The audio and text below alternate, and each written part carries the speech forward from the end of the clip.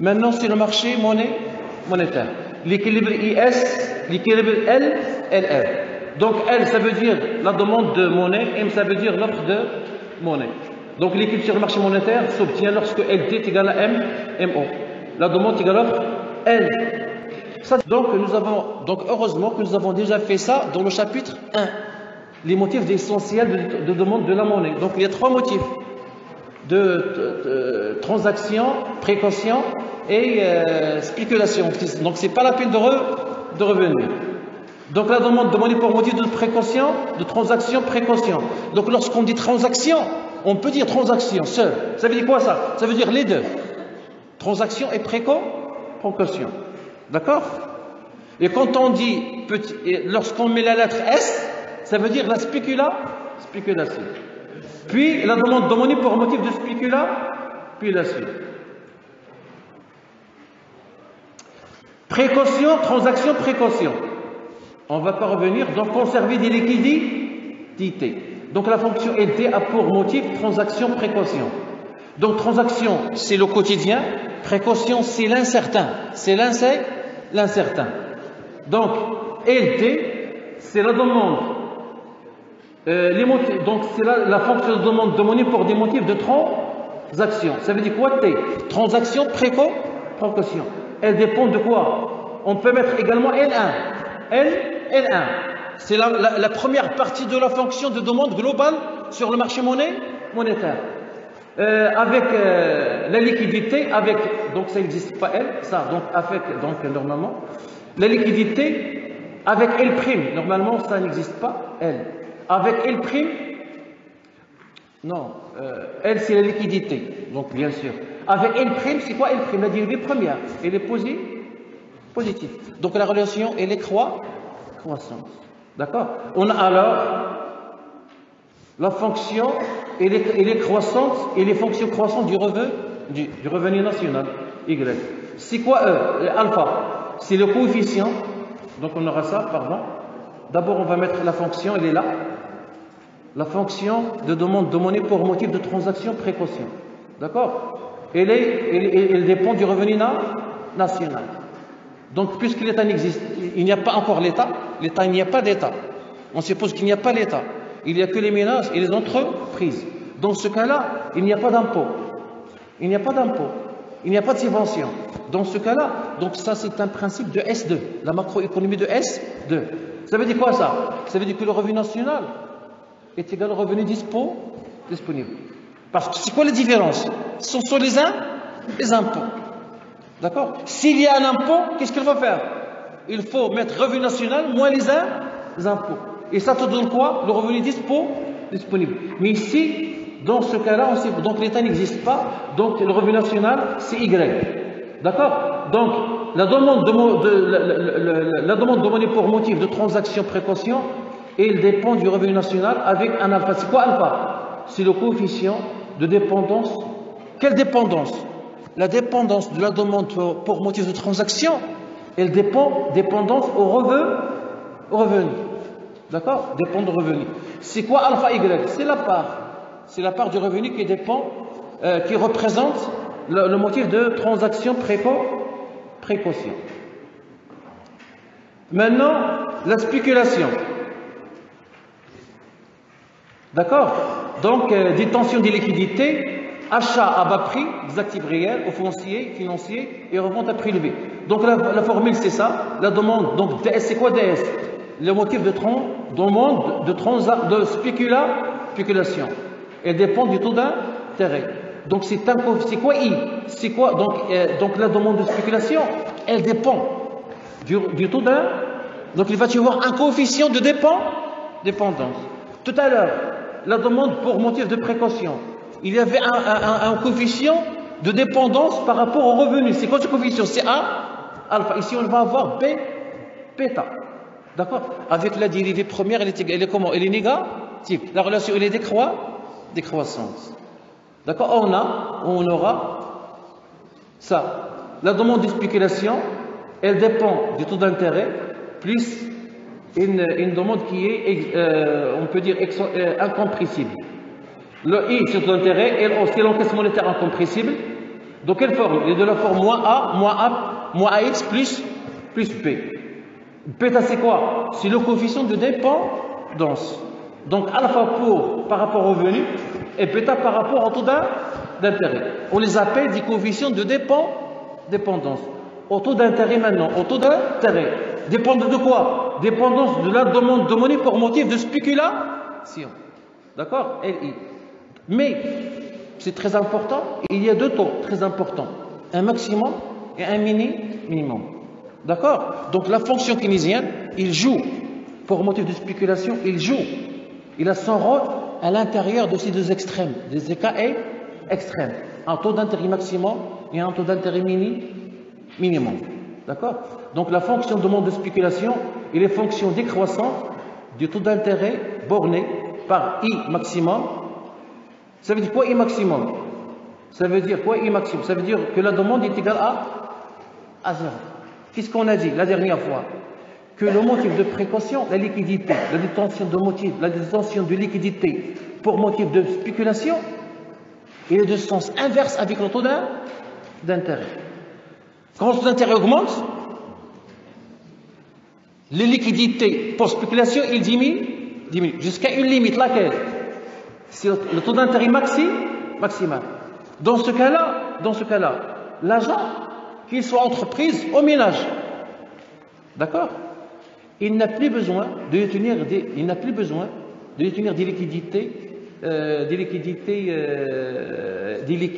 liquides, monnaie liquide, pour un motif de spéculation. D'accord? Donc, les liquidités est égale à 0. Ça veut dire quoi ça? Ça veut dire que le ménage, il n'a qu'une seule liquidité entre les mains. Laquelle? Dans ce cas-là. Laquelle? Le taux d'intérêt, quand il y a d'abord relation inverse entre le taux d'intérêt et la détention de la liquidité pour motif de spéculation. La relation, il est inverse. Quand le taux d'intérêt augmente, plus le taux d'intérêt augmente, plus la liquidité pour spéculation diminue. Jusqu'à une limite. Et il diminue jusqu'à quel point? 0. Ça veut dire quoi 0? Supposons qu'il a une liquidité dans sa poche, une liquidité de, par exemple, 1000. Le taux d'intérêt augmente. Qu'est-ce qu'il fait? Il n'a plus besoin de 1000. 900. Le taux d'intérêt augmente. Liquidité passe à 200. Il n'a plus besoin. D'accord? Parce que le taux d'intérêt augmente. Le taux d'intérêt augmente. Liquidité passe à 50. Le taux maximal, c'est 20%. Normalement, si jamais on vous donne un exercice, on vous donne à quoi est égal le taux maximal. Supposons que c'est 20%. On vous dit que le taux d'intérêt est égal à 10%. À ces 10%, il correspond à une liquidité pour motif de spéculation. Un ami, maintenant, il passe à 15%. Le taux d'intérêt passe à 15%. Liquidité, il va passer de 1000 à 500. D'accord? Pourquoi? Parce que l'intérêt passe à 20 à 15%. Le taux d'intérêt, il passe à 20%. Automatiquement, liquidité est égale à combien? 0. Parce qu'il passe à 20%. Le taux d'intérêt, il passe à 25%. Ça n'a aucun sens. C'est la ligne. Parce qu'il ne va pas tout le temps faire du calcul. Il a une marge d'intervention, de décision. C'est le maximum. Ce qui est vrai pour le maximum est vrai pour le minimum. Supposons que le minimum c'est 5%. D'accord? On est passé de 10%. Donc le maximum c'est 20, le minimum c'est 5.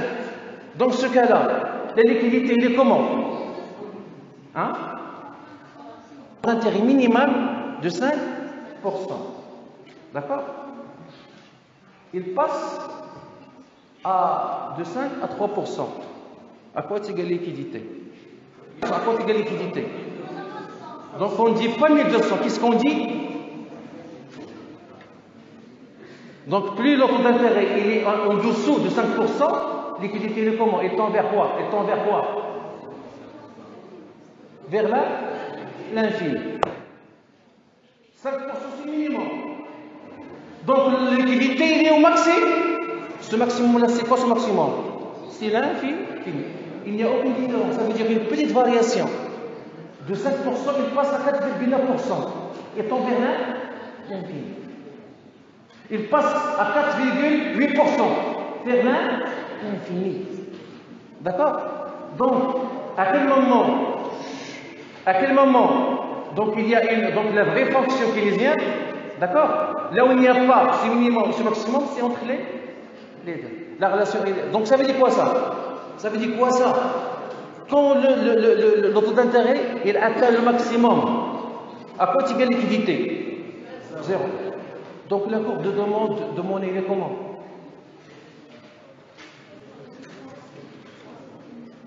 Après le maximum, il est comment?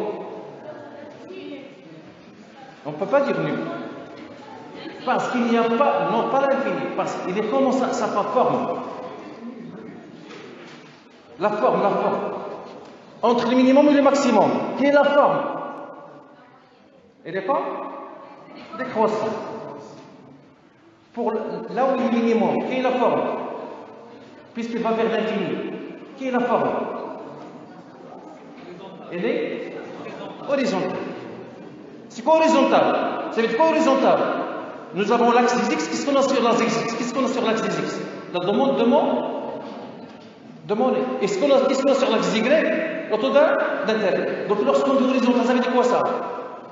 Même si le taux d'intérêt il change et diminue de 0,0001, la demande il tend vers l'infini.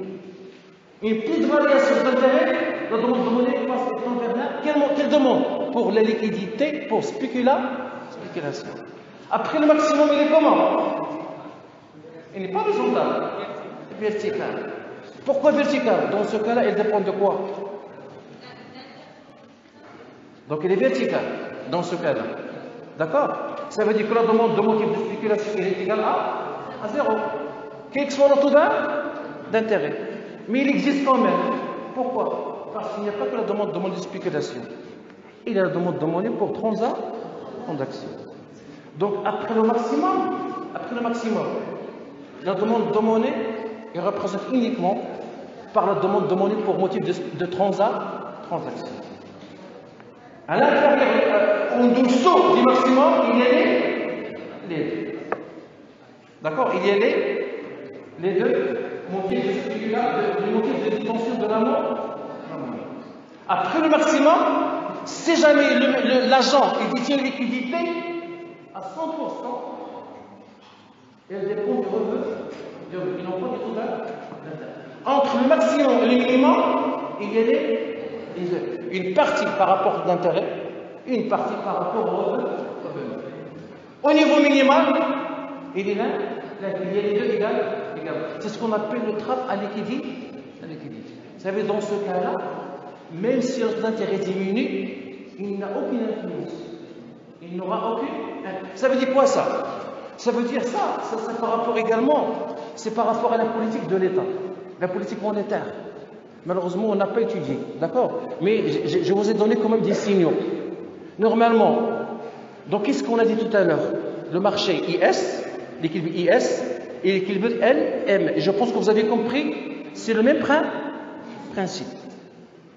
Nous avons un équilibre sur le marché des biens, un équilibre sur le marché monétaire. Donc les deux équilibres, ils sont réduits, on peut dire, entre les mains de deux variables. Lesquelles? Y et le taux d'intérêt.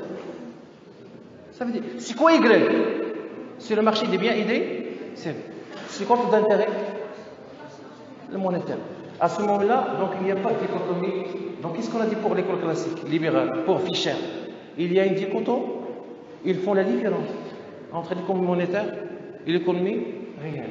La monnaie est neutre.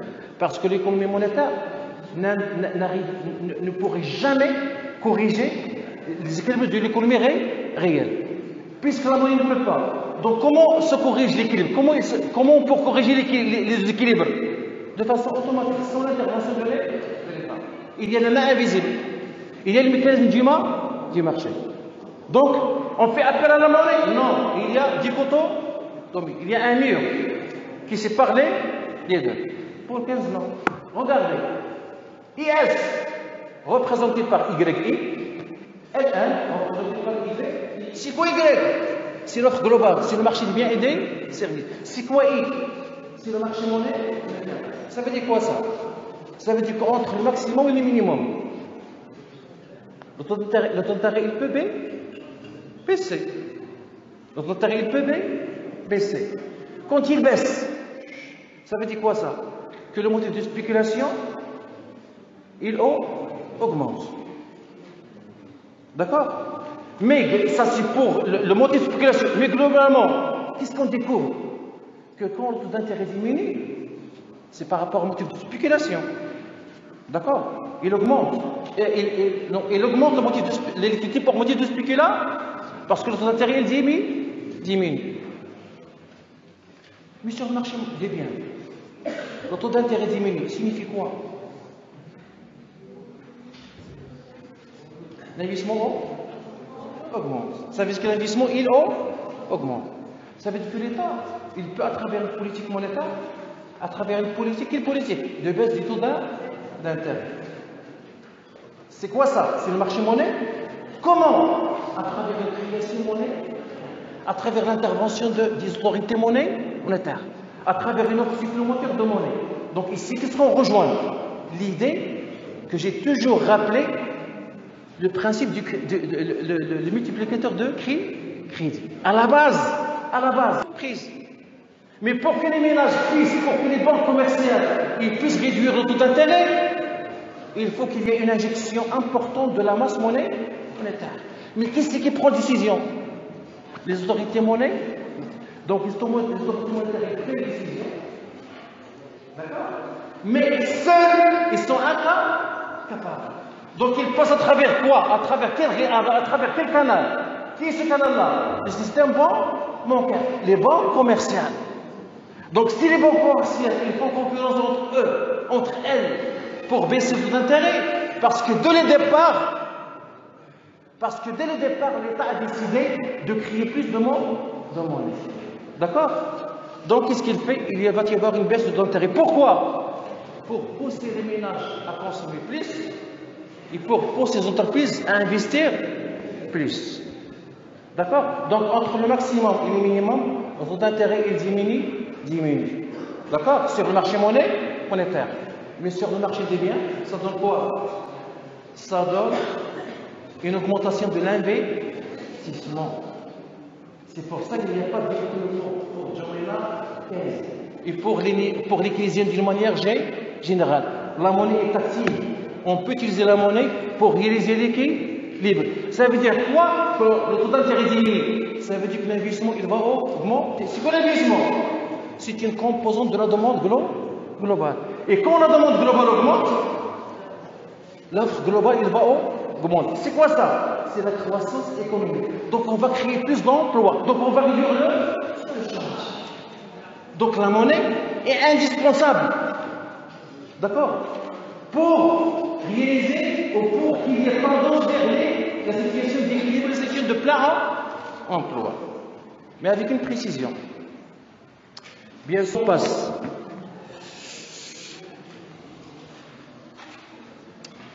Donc c'est ça. Ça c'est pour quel motif? De spéculation. Regardez. LTS, c'est quoi ça?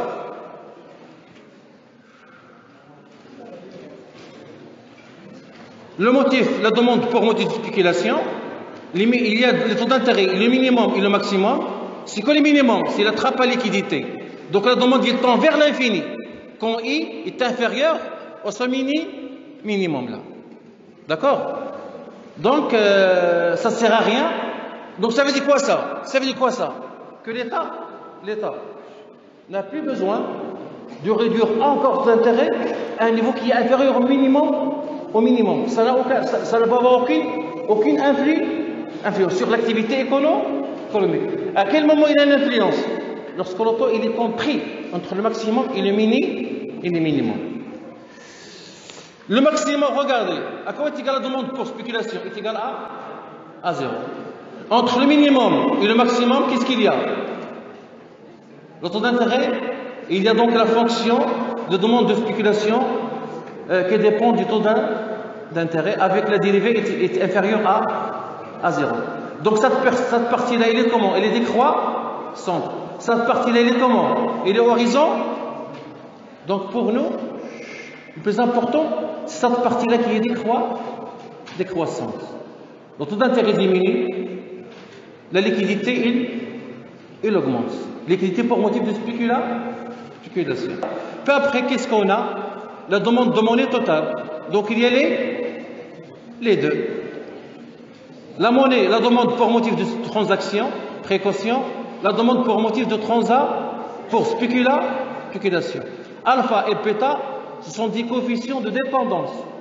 Dépendance. On a alors quoi?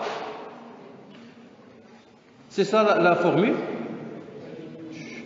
Alpha Y moins bêta I plus L exogène. Oui, c'est ça, incompressible. Le mode de spéculation prédomine. La courbe de demande de monnaie, la pente elle est négative. Mais pour 15, pour lui, le taux d'intérêt il prédomine plus que le revenu. D'accord? C'est pour ça que nous allons voir ça par la suite. Il est la relation elle est croissante. Donc regardez, une précision, regardez. D'après 15, le motif de spéculation prédomine généralement sur le motif de transaction. Donc qu'est-ce qu'on a ici? On a I, Y, mais il prédomine. Il a plus d'importance que Y. Surtout la partie entre le maximum et le minimum. Donc, prédomine généralement sur le motif de transaction de telle sorte que la courbe de demande totale de monnaie a une pente négative. D'accord? Donc pourquoi il a une pente négative? Parce que c'est le taux d'intérêt qui prédomine. D'accord? Parce que Y par rapport à Y, il est comment? Si je maintenant juge. Est-ce que c'est croissante, verticale, horizontale ou décroissante? Il est comment? Puisqu'il y a les deux. Il est Y et le taux d'intérêt. Qu'est-ce qu'on va choisir? La forme de la courbe de. Donc la courbe par rapport à la fonction de demande de monnaie pour transaction. Elle est comment la courbe? Ici. Si on veut la représenter, elle est et ici, elle est comment?